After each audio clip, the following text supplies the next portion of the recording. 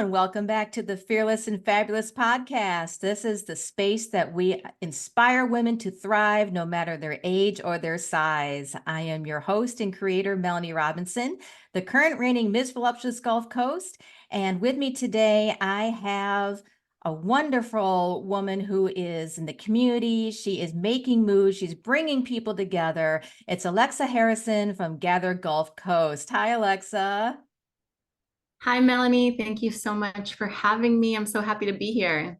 Well, thank you so much for being on my podcast. And one of the reasons why I'm really excited to have you here is because you offer something unique to this community where I think it's such a needed resource. Gather Gulf Coast. Can you tell us a bit about it and what the mission is?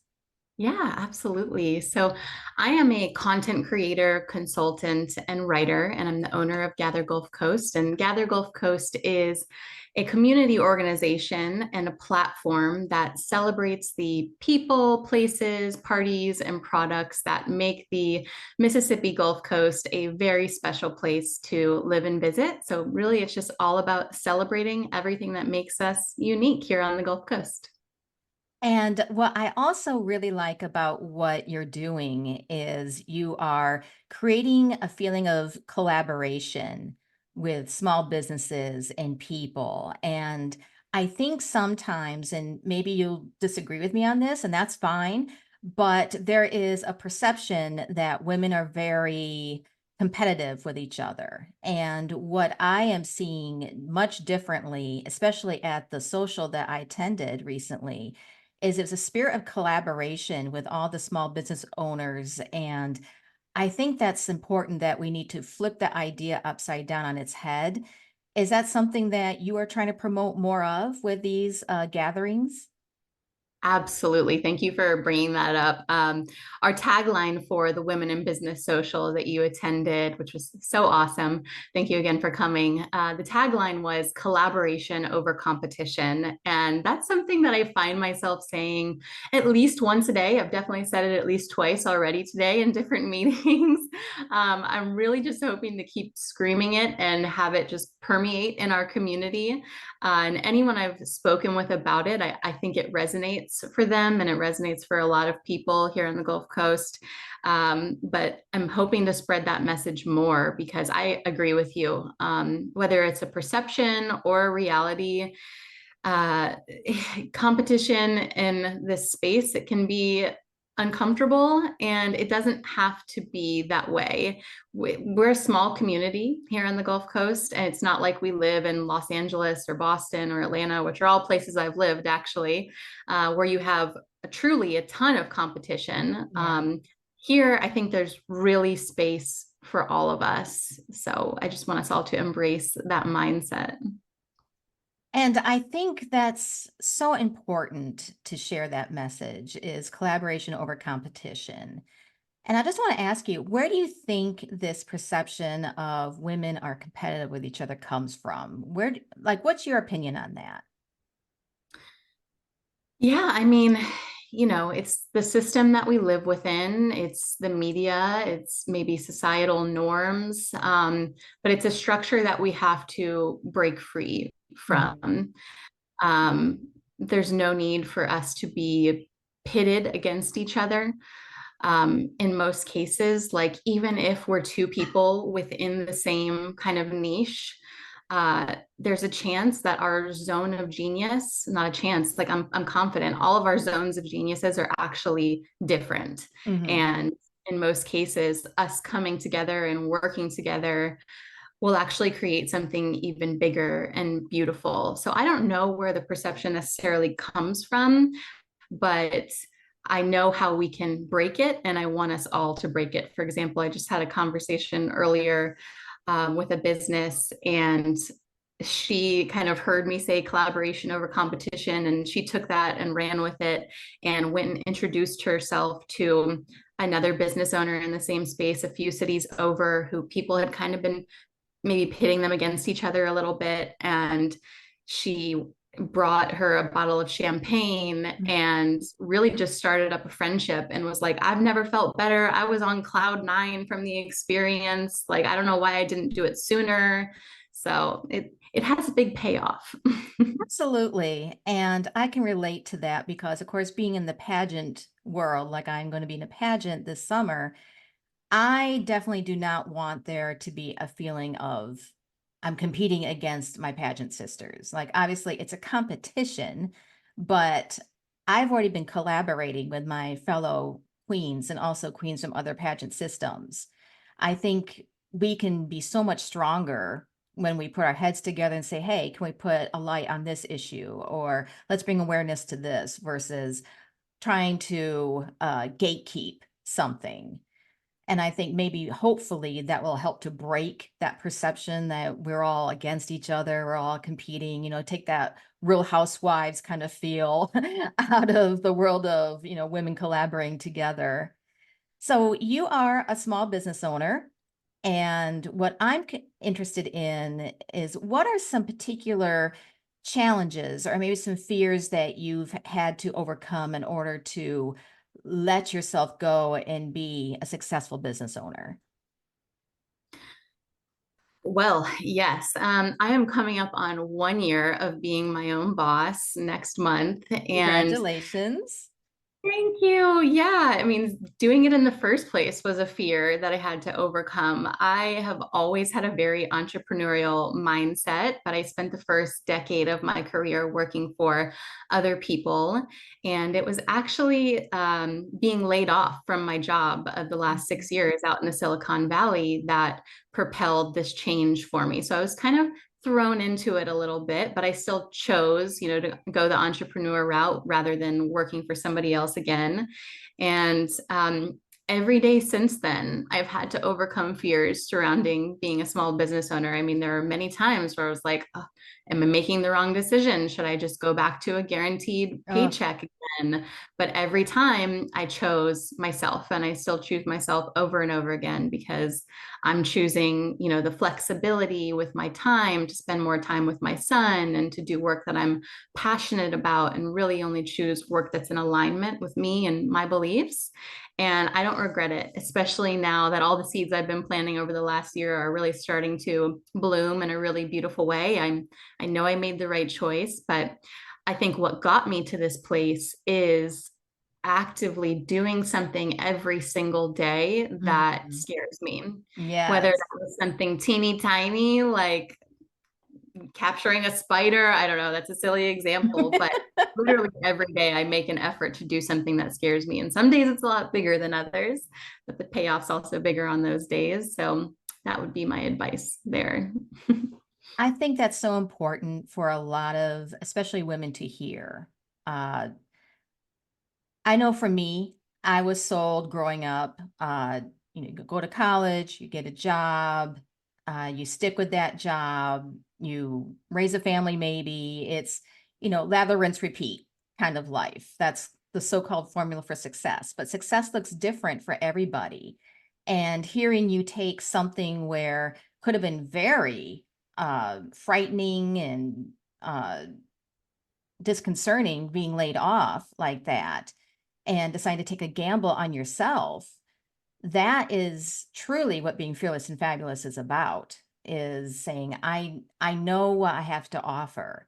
And I've been in the same boat as well. I have been feeling ever since going past my 50s that I need to just put the pedal to the metal and do everything that I dream of because tomorrow is not guaranteed, right? I don't want to wake up one day and say, oh, I wish I had done X or Y. So, what would you say is the main thing that holds people back from pursuing a dream that they have in their heart? Well, fear, definitely Hmm. fear. And what I would say to that is the fear, the anxiety, whatever form that takes, it's always going to come. It's never going to go away. So you just have to learn how to work with it and how to harness it. And the way I now judge my kind of strength, my emotional intelligence, is how quickly I can move beyond that fear state and into a love state. Uh, Mm, Fear is what keeps you stuck, but yeah. love is what helps you grow and expand. And so, yeah, just quickly move on from that. Accept the fear, make friends with the fear, and then say, fear, like, I don't have time for you right now. I got love over here. I'm gonna lean into love. It's like, look, fear, I'm busy. I have things to do. I need to move on with the stuff. Show your way out the door. And also, like, see fear as a friend. Thank fear for coming and figure out what it's trying to teach you. Mm, Because there's always a lesson behind fear. Like we were talking about before this call, like fear could just mean that you're excited and that yeah. you care about something. Like just dig a little bit deeper with what it's trying to tell you. So let me ask you about social media because you're a content creator, as you mentioned. Why do you think uh, social media is so tricky for some women to utilize? What are some challenges maybe that you have faced, or maybe you've heard from other women trying to use social media? What's your take on that? Social media is tricky because it's always evolving and it requires people to be a lifelong learner, which is something I'm very dedicated to. On the physical level, being a lifelong learner actually keeps your brain super sharp. But here in the real world, it can be tricky to always have to be learning something new, but it's good for you. But people get stuck in things being a certain way. You know, maybe Mm, when social media came onto the scene, you were using Facebook, and now you're just so used to using Facebook that the idea of using Instagram or TikTok just sounds intimidating to learn how to create or even be a daily user just on another platform. I get that. I feel that way about TikTok. I'm like, I yeah. have no interest in being on TikTok. Like Instagram's the same thing. So I'm like right there with you. But uh, yeah, I mean, obviously, it can also be tricky in terms of how it makes you feel about Mhm. yourself. And that's somewhere that you have to put up just strong boundaries. And I've also like trained my feed to just be a very positive place. Like I don't interact with negativity online. I have like no tolerance for it. So Yeah. the only things that I'm liking or commenting on or spending any viewing time on are like very positive, uplifting messages, other business owners, people celebrating marriages or babies. Like the algorithm knows that's my stuff, so Yeah. that's what it shows me. And therefore, anytime I log on, it's like it's filling up my cup. It's not draining my cup in any way. That's so important. I'm the same way. I don't have the bandwidth to process negativity. There's enough negativity in the world. You just turn on the news and something terrible has happened. So I don't need to constantly see it on my feed. It does hurt it does hurt your mental health after a while. So I'm the same way. I try to keep my feed positive, seeing what other people are doing, cheering them on, uh, finding some good quotes I can utilize, finding new mantras. And it's just, I feel I need to take the social media and use it for my benefit versus having it throw things at me and make me second guess myself. That's the way I treat social media now. Yeah, you're really good about that. Your little corner of the internet is a very positive place. So thank you for that.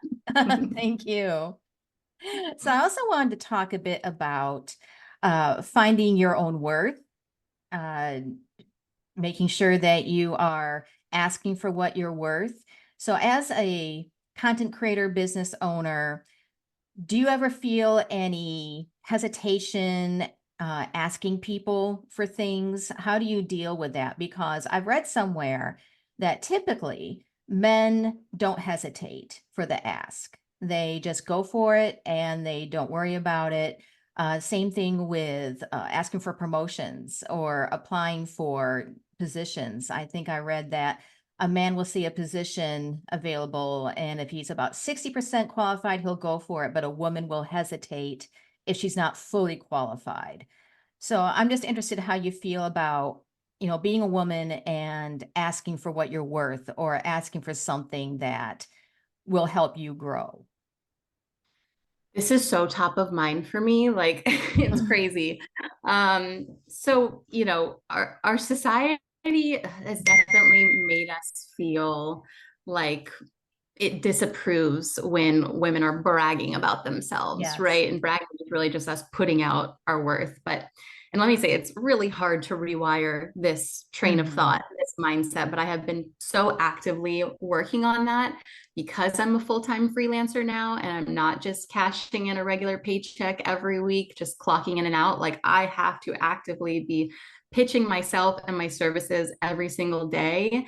And I'm not a salesperson, I'm a marketing person. And contrary to popular belief, those are two very different things. Us marketers, we just attract.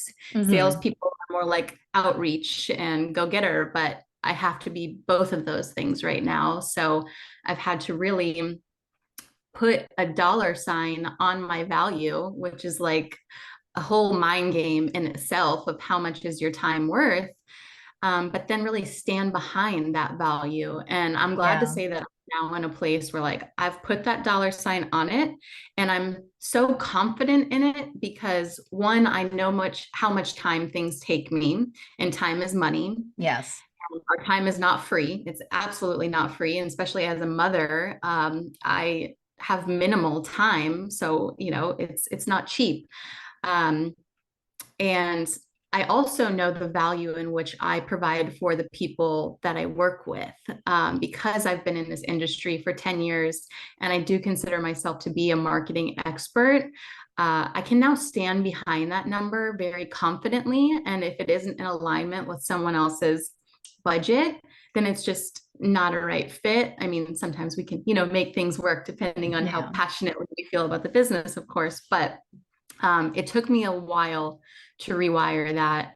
But when you can confidently stand behind your value, it's a very good feeling.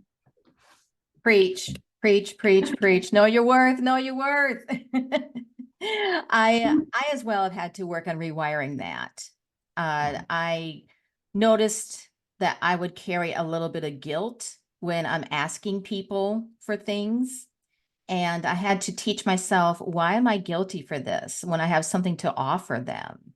Let them decide if they are going to pay it or not. If they're not, fine. I'm going to move on to the next person or next opportunity.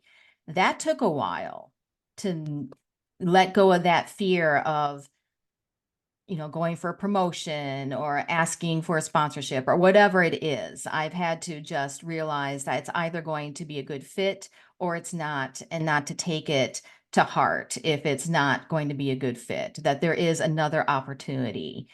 And I think you did hit the nail on the head there, Alexa, when you said that we have been somehow trained um, by media or family or whatever it is that we shouldn't put ourselves out there, that we're showing off, that we're so-called bragging. Whereas if a man does that, it's not perceived the same way. And I'm not sure why that is, but it's very interesting how it's perceived so differently.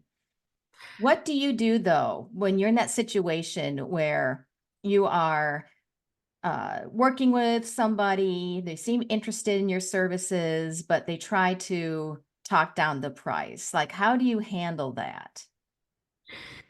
I lay out for them everything that's included in my time investment Hmm. to try to help that make sense. Because when you really break it down for people, like, oh, a giveaway on social media. Like, okay, that sounds easy. You think I'm just going to splash that online, but there's actually hours of my time that go into it. Oftentimes we get thousands of entries on our giveaways, and I'm manually entering thousands of names into a picture wheel Wow. for hours on end because not sure if anyone else has figured out a shortcut for that, but I have not. That's one small example. But so the first thing is, yeah, breaking down the time investment. The next thing is like comparing kind of what they'd get from me versus a marketing channel that they're more familiar with. For Hmm. example, advertising in a magazine. It's going to be a $400 minimum investment to advertise in a print magazine. And you're not going to necessarily know how many people saw it. You're not going to be able to see any interactions. You're not going to be able to click through to those Yeah. profiles and check it out. print advertising has a time and a place and a specific demographic for sure, and it's super, super valuable, but there's differences there. So I break those down like that. And then I really just try to kill people with kindness and let them know that like I'm on your side. Trust Yeah. me, I only want what's best for you, because if we work together and you don't see the results that you're hoping to see, then I feel like I failed you, and I'll want to just like give you a refund, because that's how passionate I am about what I do and how much I stand behind the services that I provide. So I lay it all out there like that. And then at the end of the day, like if it's like you said, if it's not a good fit, it's not a good fit. And that's okay. Yeah. And I think that's really important that you point out how you break it down. Like it takes me X amount of time to do this, and then you are receiving these amount of leads or whatever it is from your service. I don't think where many times people, if they go to like, I call it like a traditional brick and mortar type of store, maybe they can see, oh, there's this much overhead, or we have to pay all these employees, or, it's things like that where so many years we're so used to walking into a store and receiving a service or a business, whereas a lot of times business is now being conducted virtually or on social media or on a freelance basis. The business model has been changing so much. And I think a lot of people were still kind of catching up to the idea where a freelancer is just as valuable as your brick and mortar type of place. What do you think about that? Yes, absolutely. I think you touched on this. The world is changing rapidly, Yeah. especially post-COVID. And I think one of the great things to actually come out of COVID has been the digital transformation that so many businesses have undergone. Is that a word? Um, it really forced people to get comfortable with technology, with being virtual, with social media. And now so many more businesses are able to really amplify their reach through those digital platforms. So I think ultimately, like it really helped businesses, even though it definitely hindered them for a time when everything Yeah. was closed down.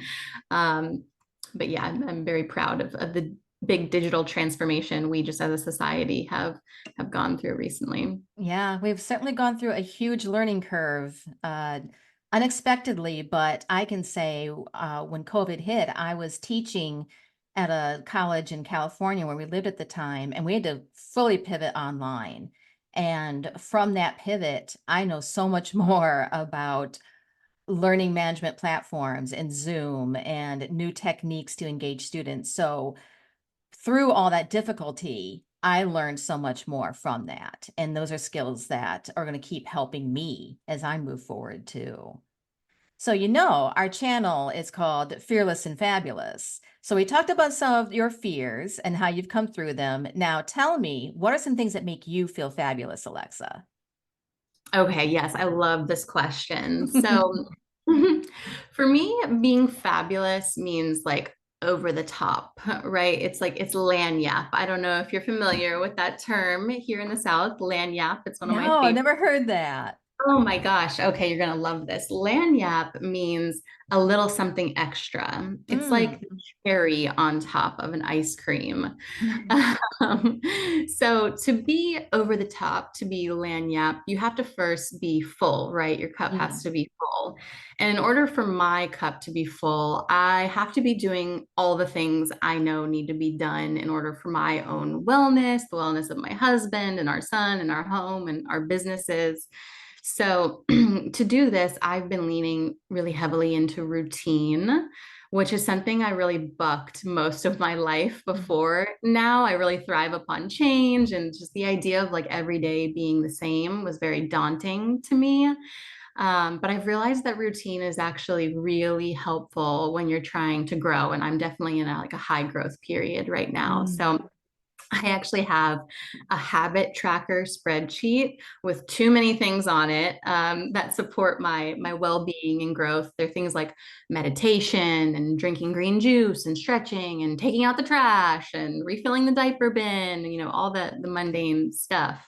But even getting like 50% of the things done on this list helps me to feel fabulous. It really Uh, does. And Fridays, like today, I reward myself for all the hard work throughout the week by doing things that really help me to feel fabulous, like getting a blowout or a massage or a facial or having lunch with a friend, like I just did. So, That's amazing. I think remembering to treat yourself and the importance of self-care. I know that's a term that's thrown around a lot, but I think it's really underutilized. It's not really practiced the way it should be practiced because I know especially as women, we're kind of hardwired to like, well, we have to take care of this and take care of that and make sure everybody else's needs are taken care of, but we need to take care of ourselves, like making sure we're giving ourselves reward and loving ourselves too. So it warms me up to hear,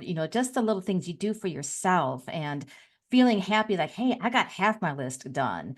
Whereas I think so many of us would beat ourselves up. Oh, I didn't get everything done today. Hey, if you got 50% done, yes. That's amazing. for me, that's winning. So maybe one day Yes. it'll be 100%, but not most days. Well, thank you so much, Alexa. I really appreciate you taking the time to talk to us about your own journey of going through your fear and becoming fabulous. So, can you tell us where we can find you? Of course, I will link, but tell us where we can find you on your social media. Yeah, well, I have a website, gathergulfcoast.com, and then I'm most active on Instagram at Gather Gulf Coast and also on Facebook under the same name. And that's it. Yeah, would love for you to follow along. Absolutely. And even if you're not in the Gulf Coast area, which I know a lot of my viewers are all over the world, at least follow for the positive content. I really love seeing, and I love the disco ball emblem that you have. I mean, I love anything shiny and sparkly. So that just makes me smile whenever I see the emblem. I am so glad you like it. People have been asking me recently why a disco ball, and it's because Gather is really just a reflection of all of the coolest people, places, products, parties, things that I have ever known. So that's where that comes from. I'm just reflecting the uniqueness of our area back at everyone. That's awesome. Yeah, we all can gather on the dance floor, right? We can all celebrate together under that disco ball. Celebrate Well, life every day. absolutely. Well, thank you again. And thank you all for joining us for another episode of the Fearless and Fabulous podcast. Please come back here. I record an episode every week. So please make sure to like, comment, subscribe. And if you would like to be a sponsor of our channel, please let me know as well. Have a wonderful, fabulous day.